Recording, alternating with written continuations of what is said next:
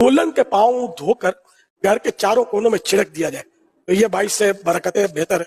ये फतवा रज़विया शरीफ में लिखा है। आला हज़रत अलैहि रहमतुल्लाह रिज़वान फतवा रज़विया शरीफ में इरशाद फरमाते हैं कि नई नवेली दुल्हन के पाँव को धुल करके और उसके धोवन को यानी उस पानी को घर वगैरह में छिड़कना ये मुस्तहब तरीका है।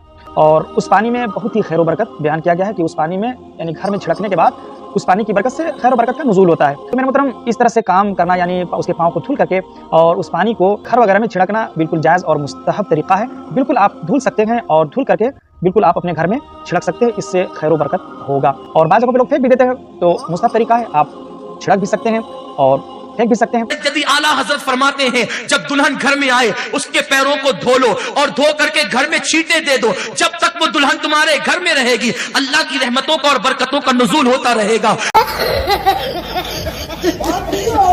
घर में बरकत लाने के लिए अजीब टोटका बताते हैं कि दुल्हन साहबा के पांव धो लो और फिर उसको चारों कोनों में छिड़क दो, उस पानी को घर में खैर बरकत आ जाएगी। सुनिए कादरी साहब की जुबान से। दुल्हन के पाँव धोने से घर में बरकत होती है। दुल्हन के पाँव धोकर घर के चारों कोनों में छिड़क दिया जाए तो ये बाइस से बरकतें बेहतर है। हालांकि ये फरसूदा ख्यालात जिनकी कोई हैसियत नहीं। हसूल बरकत का ये तरीका हिंदुओं का तो हो सकता है, अल्लाह के दीन को मानने वाले, रसूलुल्लाह सल्लल्लाहु अलैहि वसल्लम का कलमा पढ़ने वाले, उनके यहाँ इसका कोई सबूत नहीं।